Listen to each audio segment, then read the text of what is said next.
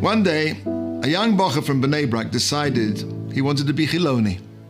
He moved out of his parents' home and into his uncle's apartment in Tel Aviv, a stone's throw from Bnei Brak geographically, but about as far away as Mars religiously. Time went by, and the Bochur met and fell in love with a non-Jewish girl. He got engaged to her. Now, this was too much even for his secular uncle, and he became very angry with him. But in spite of all the uncle's efforts to get him to cancel the wedding, the nephew was determined to go through and marry the girl. The uncle was at least able to convince this Bochur to tell his parents face to face about what he planned to do. The only time that this Bochur said that he had was on Shabbos. And he agreed to go back for Shabbos, provided that his parents agreed to his conditions.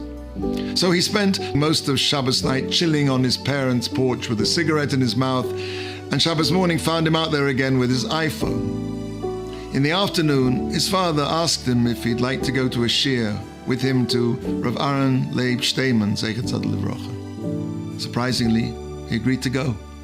After the Shiur, his father brought him over to Rav Aaron Leib. The father told the Rav that his son was no longer Shomer Shabbos. Rav Aaron Leib looked at this fellow and asked him, "How long is it since you kept Shabbos?" 2 years, said the young man. "And during that time, did you have any thoughts of Teshuva?" "Yes," he said, "about 4 times. "And each of those 4 times, how long did that last for?" "About 10 minutes. Said Rav Aaron Leib, "So it comes out that in the last 2 years, you had 40 minutes of Makom Shabale Teshuva omdim, tzadikim, gemurim, aino, omdim. For that, I envy you." Good Shabbos. The young fellow returned to his uncle's apartment in Tel Aviv, but the Rav's words would not let him rest.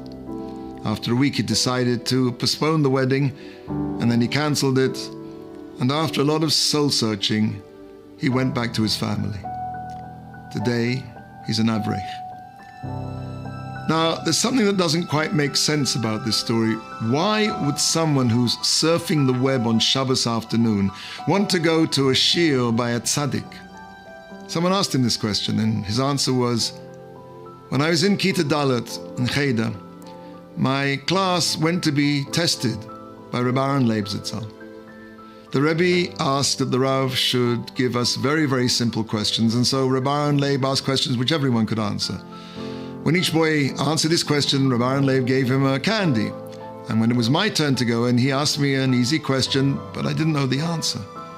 So he asked me an even easier question, and I still don't know the answer. And he asked me an even easier question, and then I still couldn't answer. While everyone was leaving with their candy in their hand, Rebbe Aaron Leib called me over, and he said to me, in Torah and Yiddishkeit, you get reward for effort, not for results. All the other boys tried to answer one question, and they got 1 candy. You tried to answer 3 questions, so you get 3 candies. With a smile, he dropped 3 candies into my hand. Our actions have echoes, echoes down the years.